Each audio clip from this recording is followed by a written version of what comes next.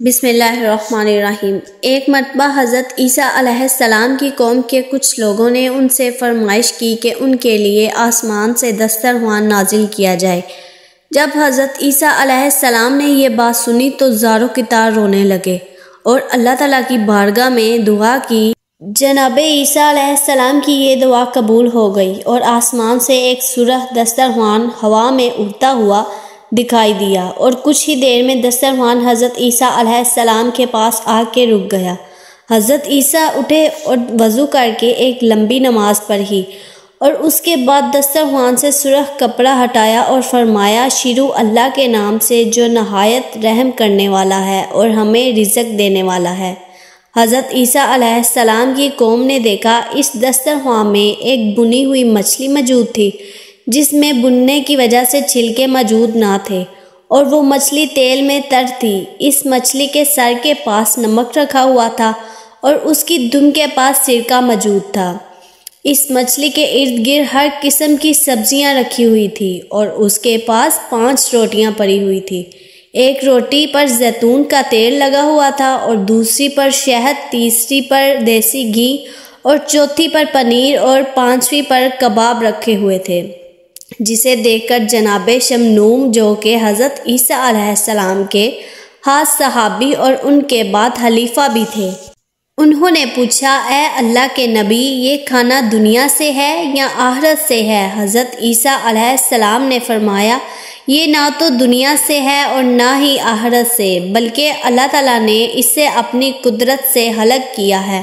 پھر اپنے ساتھیوں سے کہا کہ کھاؤ ان میں سے جو تم نے اللہ تعالیٰ سے مانگا تھا۔ حضرت عیسیٰ کے ساتھیوں نے عرض کی کہ اے اللہ کے نبی، کوئی اور معجزہ بھی دکھایا جائے۔ حضرت عیسیٰ علیہ السلام نے سنا اور فرمایا، اے مچھلی، اللہ پاک کے حکم سے زندہ ہو جا۔ مچھلی اسی وقت حرکت میں آ گئی اور اس کے اوپر چھلکے آ گئے۔ یہ دیکھ کر سب خوف زدہ ہو گئے۔ حضرت عیسیٰ علیہ السلام نے کہا کہ تم کیوں ایسا سوال کرتے ہو جس کو اگر پورا کر دیا جائے تو تم خوف زدہ ہو جاتے ہو؟ میں تمہارے بارے میں اللہ تعالیٰ سے ڈرتا ہوں کہ کہیں تم عذاب میں مبتلا نہ ہو جاؤ۔ پھر حضرت عیسیٰ علیہ السلام نے فرمایا، اے مچھلی، اللہ کے حکم سے اپنی پہلی حالت میں ہو جا۔ چنانچہ وہ اپنی پہلے جیسی حالت میں ہو گئی۔ حضرت عیسیٰ علیہ السلام کے ساتھیوں نے عرض کیا، اے اللہ کے نبی، پہلے اس مچھلی میں سے کچھ کھائیں، پھر ہم کھائیں گے۔ حضرت عیسیٰ علیہ السلام نے کہا کہ میں اللہ کی پناہ مانگتا ہوں، تم نے اس کھانے کا سوال کیا تھا، لہٰذا اب تم ہی اسے کھاؤ۔ وہ لوگ جنہوں نے مچھلی کو زندہ ہوتے ہوئے دیکھا تھا اب اسے کھانے سے ڈر رہے تھے، سب دسترخوان سے اٹھ گئے۔ حضرت عیسیٰ علیہ السلام نے وہ کھانا غریبوں اور مسکینوں، ضرورت مندوں اور فقراء میں تقسیم کر دیا اور فرمایا، کھاؤ، تمہارے لیے اس میں شفا ہے اور دوسروں کے لیے اس میں بلا ہے۔ وہ لوگ جتنا کھانا کھاتے تھے اور اتنا ہی مزید پیدا ہو جاتا تھا۔ جب سب ضرورت مندوں نے پیٹ بھر کر کھانا کھا لیا تو دسترخوان آسمان کی طرف بلند ہو گیا، دیکھتے ہی دیکھتے سب کی نظروں سے غائب ہو گیا۔ لیکن اس کھانے میں جس بیمار نے کھایا تھا وہ صحت یاب ہو گیا اور جس غریب نے کھایا وہ مالدار ہو گیا۔ جنہوں نے اس کھانے کو کھانے سے انکار کیا تھا وہ پچھتانے لگے۔ پھر اس کے بعد وہ دسترخوان ہر روز نازل ہونے لگا، اس میں سے امیر غریب سب کھانا کھانے لگے، اس میں سے اکثریت غریبوں کی ہوتی تھی۔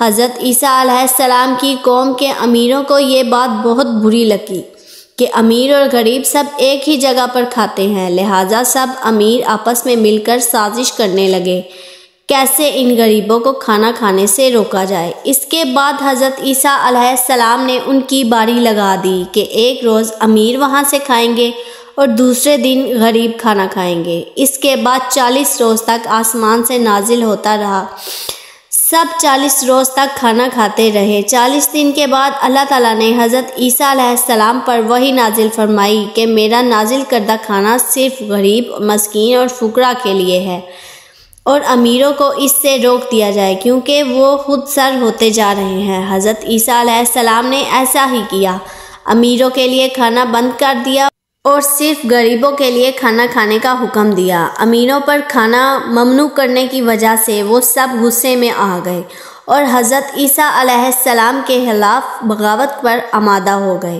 اور آسمان سے نازل کردہ کھانے میں سے نقص نکالنے لگے اور لوگوں کے درمیان شک اور وسوسے پیدا کرنے لگے۔